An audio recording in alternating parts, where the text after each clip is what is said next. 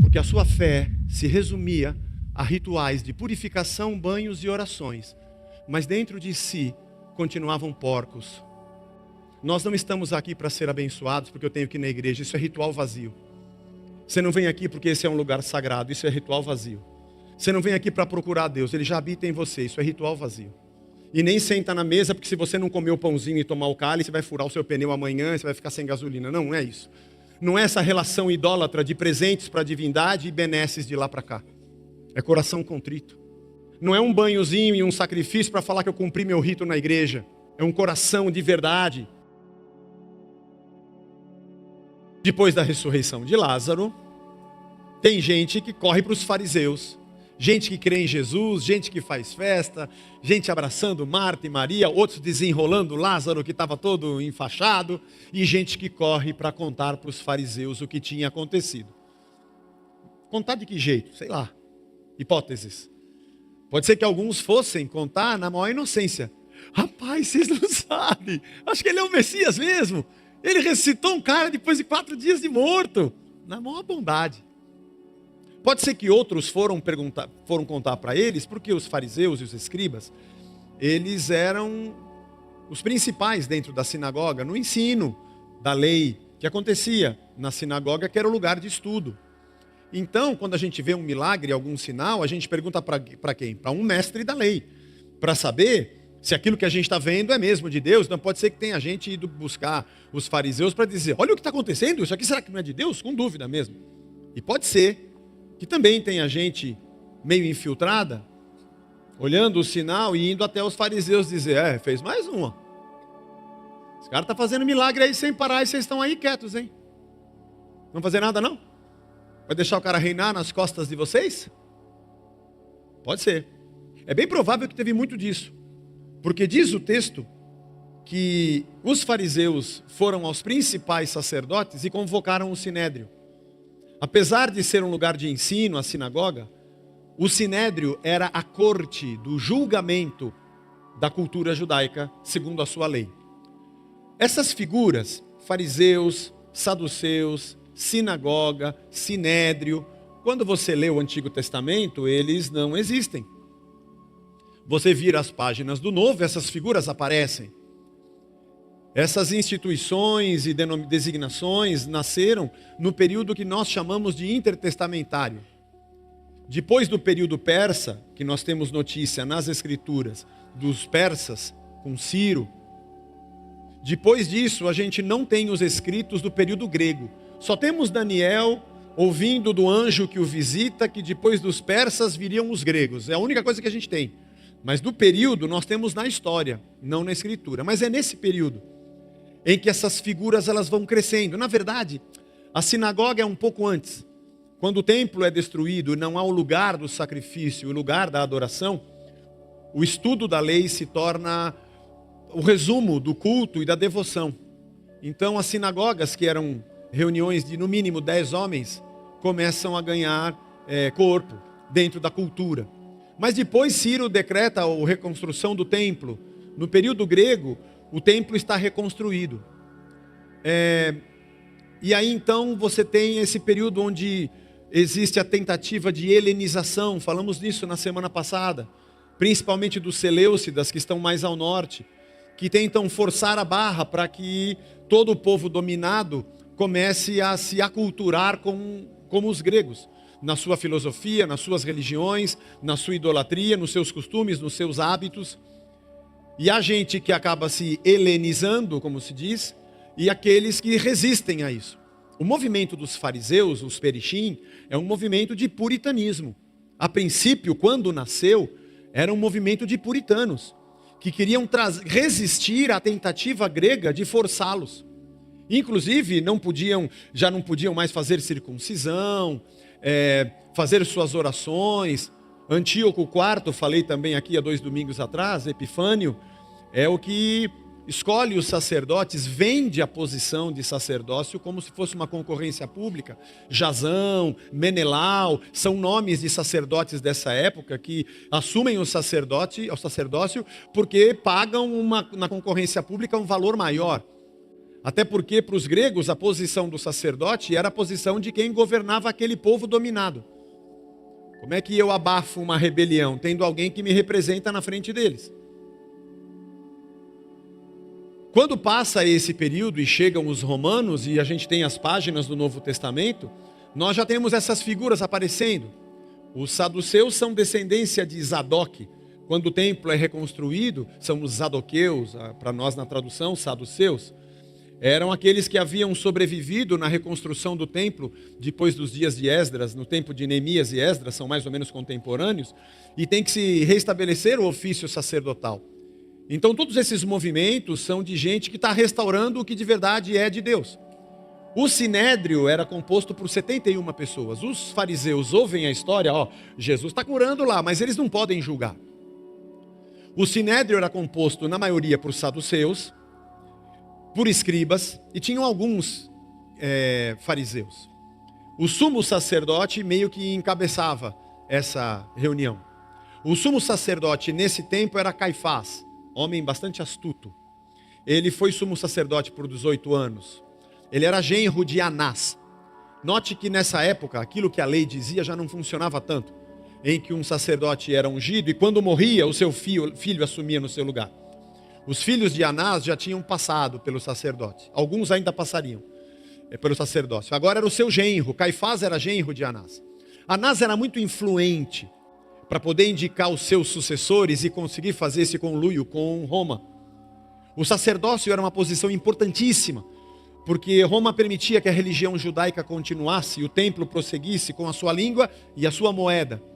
Mas o sumo sacerdote e os principais sacerdotes, que eram uma casta dentro da casta, tinham uma autoridade sobre as mesas do câmbio, que Jesus chega a expulsar alguns capítulos atrás, os cambistas.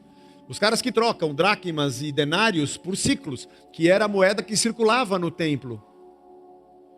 Portanto, aqui você tem ágio e deságio, você tem contornos de instituição financeira, isso aqui é banco.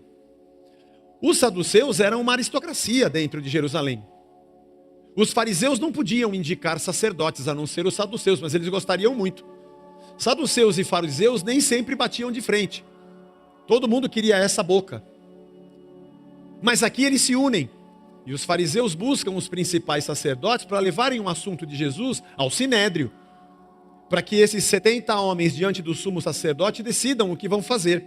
E o texto diz que a pergunta retórica é essa: o que a gente está fazendo? Resposta: nada. Esse cara está fazendo um monte de milagres. Se o deixarmos assim, todos crerão nele. Mas esse não é o principal problema. Depois virão os romanos e tomarão o nosso lugar. O nosso lugar, pô. Porque quem aqui está diante do povo é a gente. Agora, se eles começam a perceber que o cara faz milagre e o povo vai atrás dele, para que eles vão ter que fazer acordo com a gente para o nosso negócio aqui? Vamos fazer com Jesus, pô. Não sou eu que estou dizendo, irmãos. São eles mesmos, é o texto. Estamos lendo o Evangelho. Nós vamos perder o nosso lugar. E a nação toda, né? Vamos perder tudo. A nação vai estar toda com ele. Com ele. Isso é perigoso. Nós temos uma representatividade e não podemos perdê-la. Sabe quanto a gente vale? 1. Eu valho 1. Em 200 milhões de brasileiros. E você? 1 também. Eu valho 1 e você vale 1. Agora, se eu fizer a sua cabeça para que 10, 100 ou 1000 façam o que eu creio, eu já não valho mais 1. Vou valer 1000. Quando eu valho 1, eu só valho 1. Mas quando eu valho 1000, eu posso negociar com quem eu quiser. Porque eu não valho mais 1. Sabe com quem está falando? Com o cara que manda em todo esse povo aqui, ó.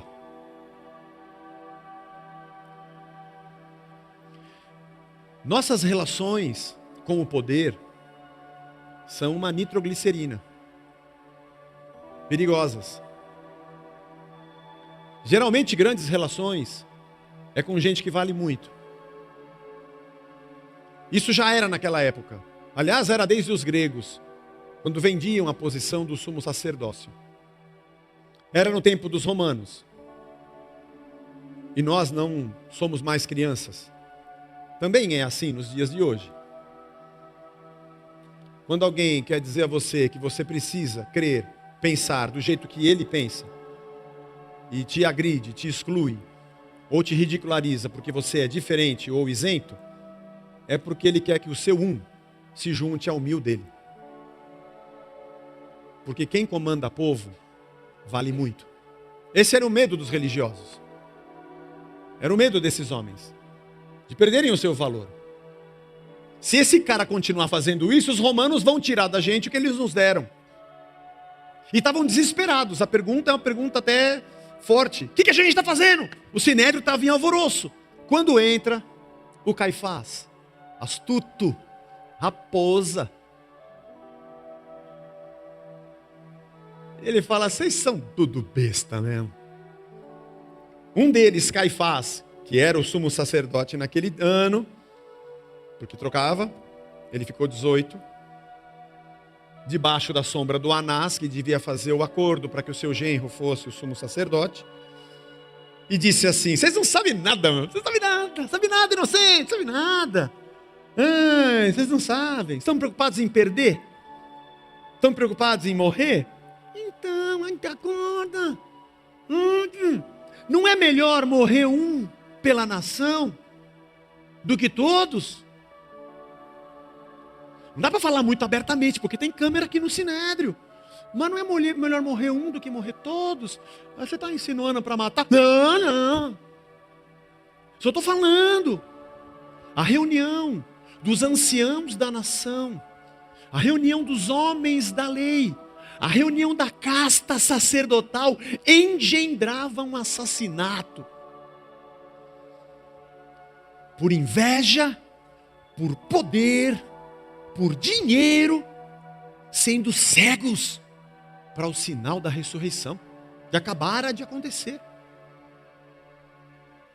Porque o sacerdócio não tinha a ver com Deus, nem com o seu espírito, nem com a sua palavra, e não tinha mais a ver com a revelação do Senhor em Cristo encarnado para o ser humano, não tinha nada a ver com isso.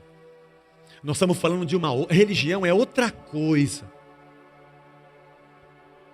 Os ritos e os comandos e as normas e os poderes e os cargos é um outro assunto, de uma outra ordem. Reino de Deus é outra coisa.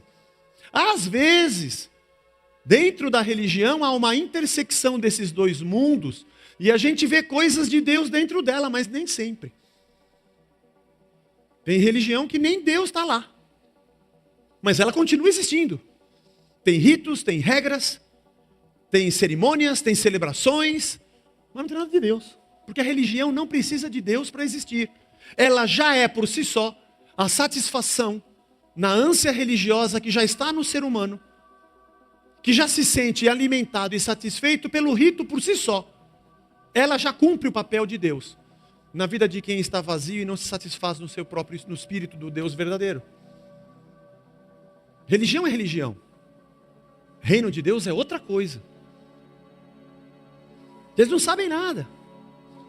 Não sabem nada. Para que morrer todo mundo aqui? Para que nós vamos perder? É bom perder um só. Um perde e a gente continua ganhando. E ele vai perecer. Que morra um só homem pelo povo e que não venha perecer toda a nação. Até aqui a descrição do que aconteceu na reunião. Agora no versículo 51, é João dando o seu parecer desse fato. Ele fala: ora, Caifás não disse isso por conta própria, mas sendo sumo sacerdote naquele ano, profetizou que Jesus estava para morrer pela nação. E João acrescenta, e não somente pela nação, você não sabe tudo, viu, Caifás? Você que é inocente. Mas também para reunir em um só corpo os filhos de Deus ainda dispersos. Jesus disse que ainda tinha ovelhas de outros lugares e que ele reuniria no seu rebanho. Olha que coisa louca. O Caifás, que era astuto, ele estava organizando o sinédrio e depois mandaram dizer para o povo: se ele aparecer aqui, fala para a gente. Como a gente leu. O Caifás organizou tudo isso pensando: eu vou matar esse cara, para que nós não percamos, e para que a nação não perca. E Deus olhou e falou: Legal isso que você falou, hein? Como é que você chama mesmo? Caifás. Porque é exatamente isso que eu vou fazer. Ele vai morrer mesmo, pela nação e por todos aqueles que ainda nem sabem. Mas que baita coincidência, mas será o Benedito ou o pai dele?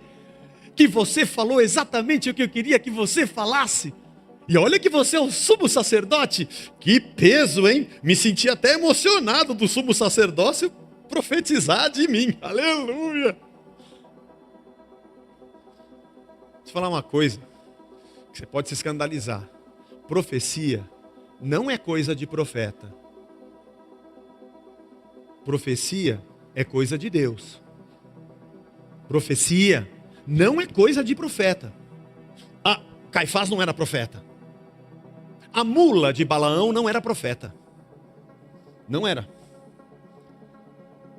Mas Deus falou pela boca dela. Balaão também. Balaão era um profeta pagão. Enquanto Balaque pagou para ele profetizar e amaldiçoar o povo, quando ele abria a boca só saía bênção. Ele não era profeta de Deus. Mas o Ciro, rei da Pérsia, que faz um decreto para o povo sair do exílio e reconstruir o templo, nos dias de Esdras, também não era um cara de Deus.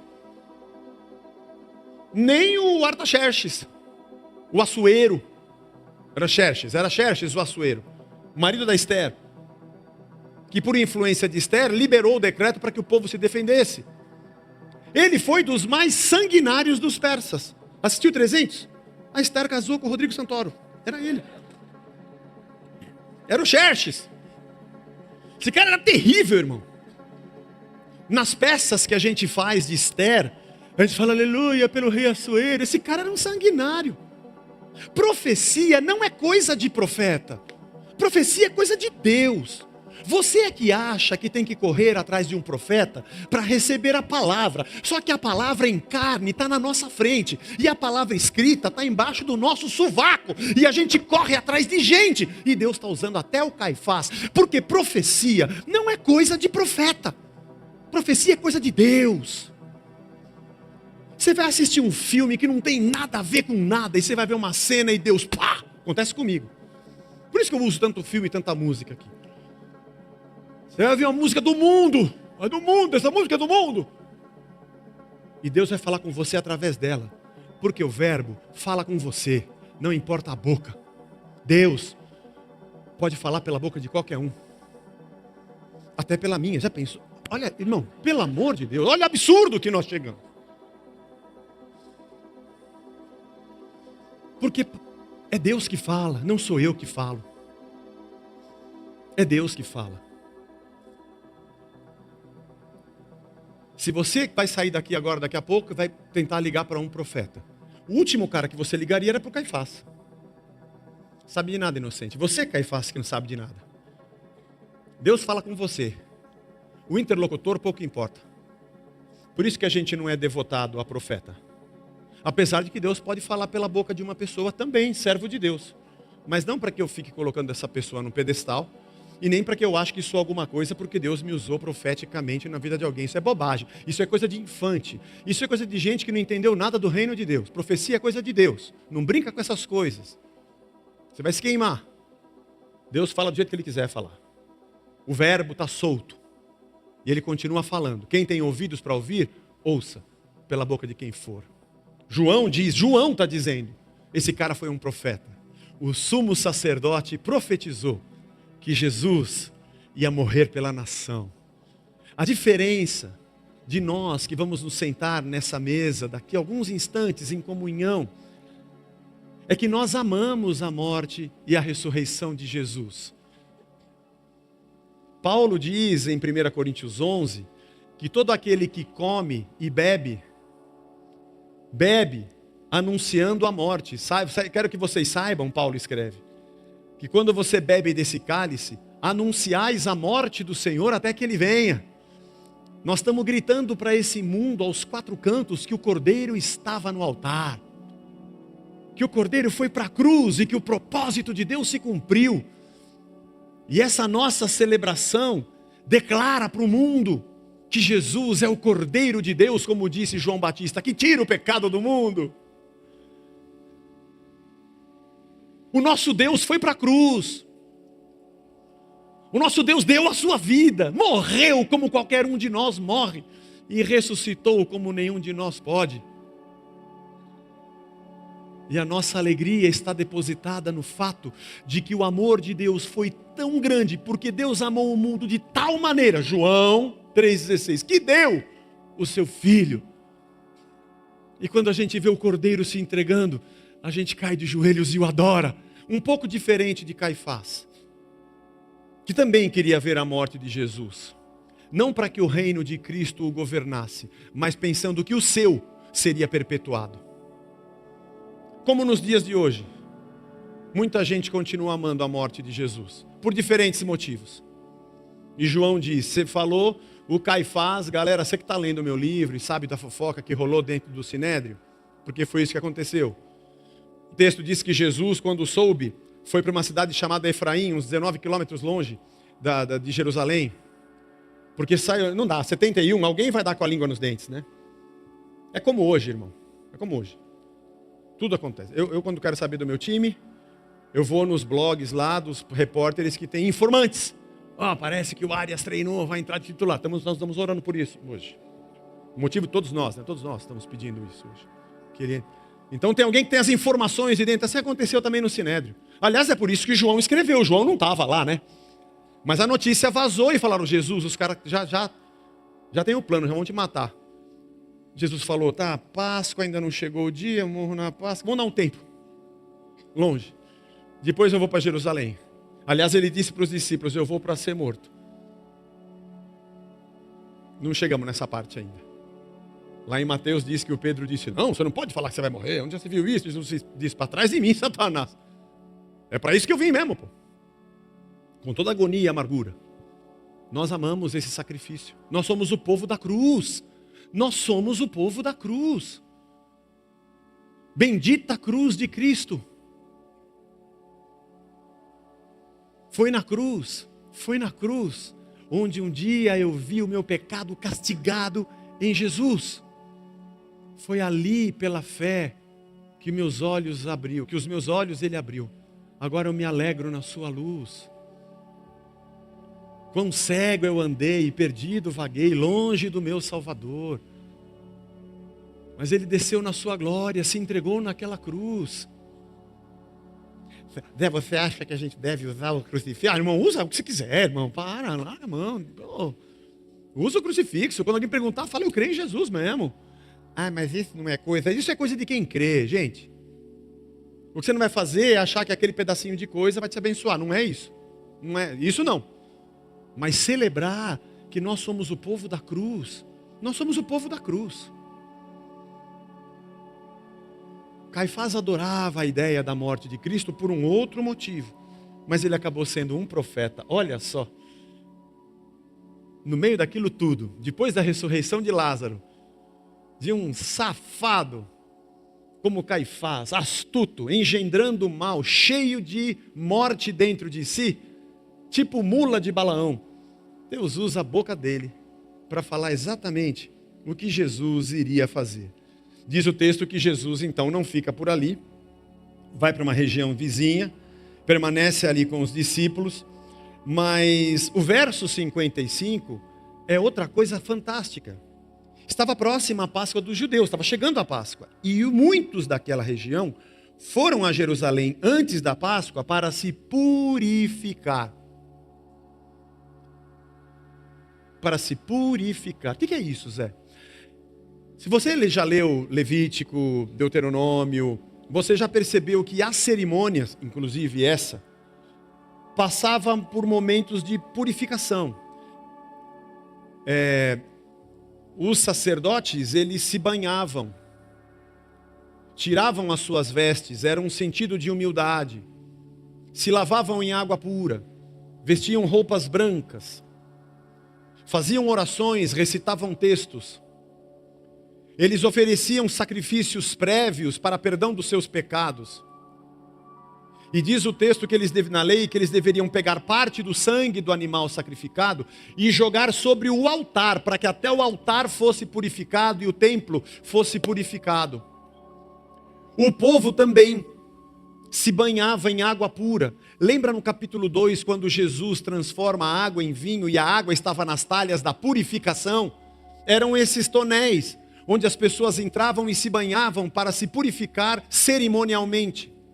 Esse povo também oferecia sacrifícios, esse povo também tirava das suas casas tudo que tinha fermento, cozinhavam pães asmos, sem fermento, preparavam ervas amargas, pediam perdão pelos seus pecados, porque as ervas eram usadas no dia da ceia, na Páscoa, para se lembrar da amargura do Egito. Eram dias de preparação e de purificação. Isso é muito interessante, porque o povo fazia isso, e os sacerdotes também. Isso aqui, irmão, isso aqui é muito louco, porque o cara está dentro do sinédrio, com raiva porque vão perder dinheiro, posição, poder e influência. E estão maquinando um jeito de matar o sujeito, cheio de ódio. Onde você vai agora? Vou fazer a purificação aqui. Que purificação, meu? Você vai tomar um banho com água, colocar uma roupinha branca, oferecer um sacrifício, preparar o seu pão asmo e as suas ervas amargas, por fora boa viola, mas por dentro, pão bolorento. Jesus disse isso em Mateus 23. Ai de vós, escribas e fariseus hipócritas, vocês limpam o exterior do copo, mas dentro continua sujo. Ai de vós, escribas e fariseus hipócritas, vocês são sepulcros caiados, é um túmulo branquinho com pedra, mas por dentro tem um corpo apodrecendo. Ai de vós, escribas e fariseus hipócritas, vocês entram na casa da viúva para fazer oração e devoram a casa dela e comem tudo que ela tem. Estão interessados em outra coisa, fariseu imundo, Jesus diz. Você percorre o mundo para converter uma pessoa para a sua fé e o torna filho do diabo 10 vezes pior do que você. Olha que coisa incrível, há 2 domingos atrás, Jesus estava na festa da purificação. Você lembra disso? Eu falei disso. A purificação era uma festa, a festa da dedicação. A festa da dedicação celebrava, olha que coisa louca, os dias de Judas Macabeu, que foi o cara que lutou contra Antíoco Epifânio, o grego, e promoveu 100 anos de liberdade para o povo judeu. Está no livro dos Macabeus, que não é um livro canônico. Você pode ler.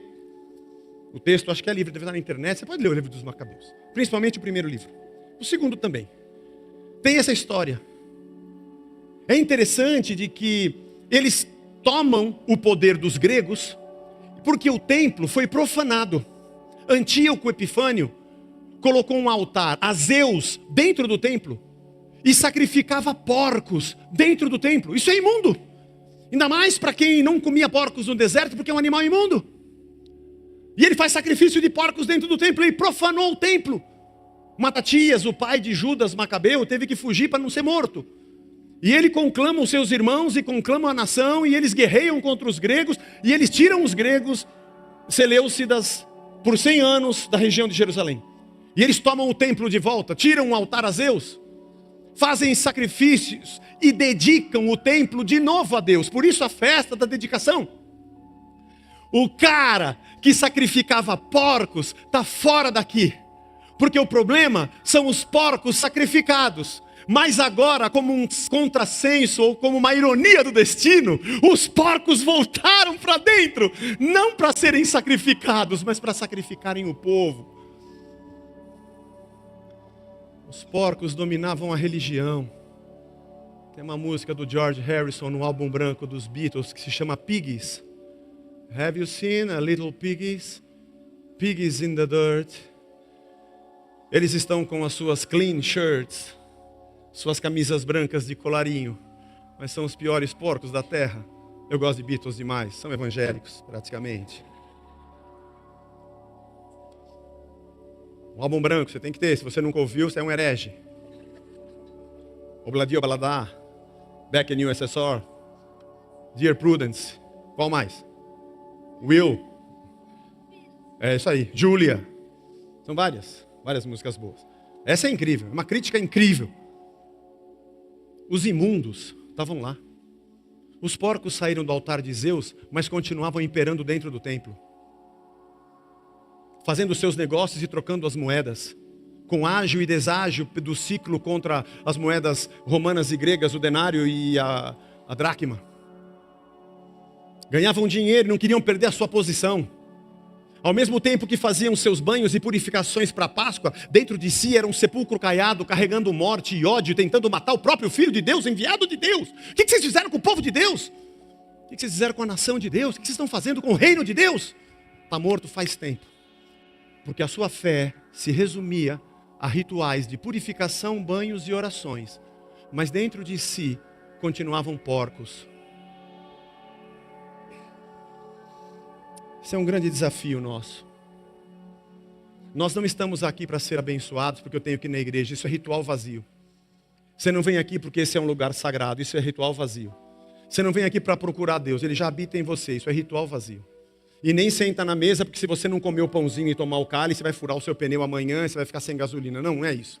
Não é essa relação idólatra de presentes para a divindade e benesses de lá para cá. É coração contrito. Não é um banhozinho e um sacrifício para falar que eu cumpri meu rito na igreja. É um coração de verdade, contrito e arrependido diante de Deus. O grande inimigo do evangelho é a religião.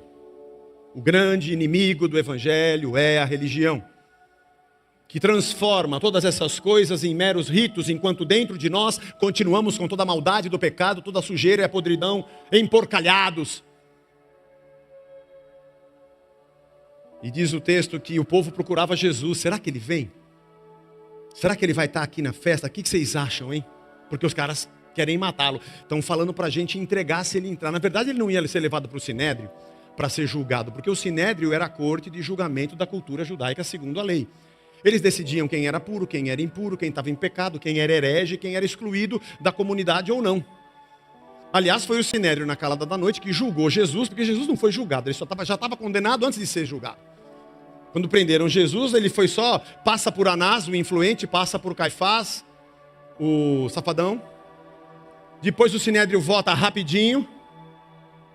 Tem gente que nem apertou o botão, quando viu já tinha votado. E levam, isso acontecia só naquela época. E levam Jesus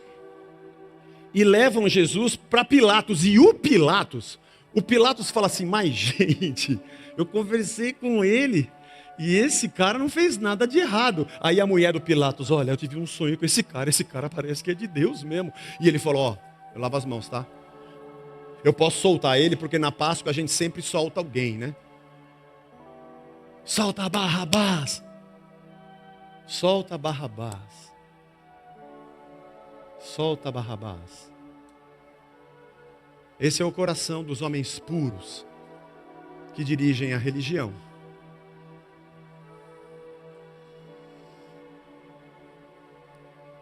Nós amamos a morte de Jesus, porque ela representa também a nossa.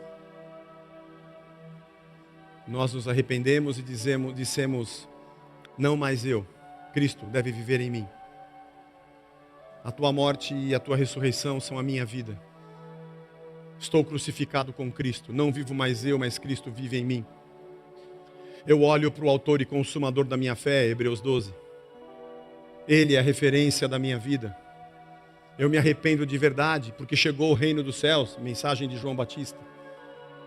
Meu coração está contristado e eu não quero mais ser quem eu sou. Miserável homem que sou, o bem que eu quero fazer eu não faço, o mal que eu não quero eu sempre faço. Palavras de Paulo. Eu quero nascer de novo e ser uma nova criatura, imagem do Evangelho. Nós estávamos mortos nos nossos delitos e pecados, afundados e sepultados na morte pelo pecado, mas Ele nos fez ressuscitar e assentar à sua direita. Paulo em Efésios capítulo 2, pela graça somos salvos. Eu não estou aqui para bater cartão num domingo. Eu não vim aqui para achar a bênção num homem. Eu não vim aqui para procurar numa parede ou num lugar sagrado. Ele habita em mim e está comigo todos os dias. E Ele não fica assistindo, Ele não fica esperando chegar domingo para Ele ver o que eu vou fazer na igreja. Está cantando, que bonito, estou até feliz. Como se Deus no céu não visse as 24 horas por dia da minha vida. Isso é uma tolice. Achando que louvor é a música que a gente canta. E cantamos aqui e foi maravilhoso. Mas eu espero que não seja só isso para você. Como eu espero que não possa ser só para mim. Mas que todo dia isso nos quebrante. Para que sejamos povo de Deus no meio de uma geração corrompida. Nas trevas. Brilhemos como luzeiros nesse mundo. Sejamos luz e sal numa geração perdida, porque nós amamos a cruz de Cristo. Eles conspiraram contra a vida. Estavam conspirando contra a vida deles mesmos. Porque na morte de Cristo nós temos vida. Nós somos gerados na cruz. E quando ele foi levantado, ele atraiu uma multidão e a gente estava lá no meio. Querendo ser exatamente como ele. Negarmos a nós mesmos. Carregarmos a nossa cruz para segui-lo. Que Deus nos abençoe.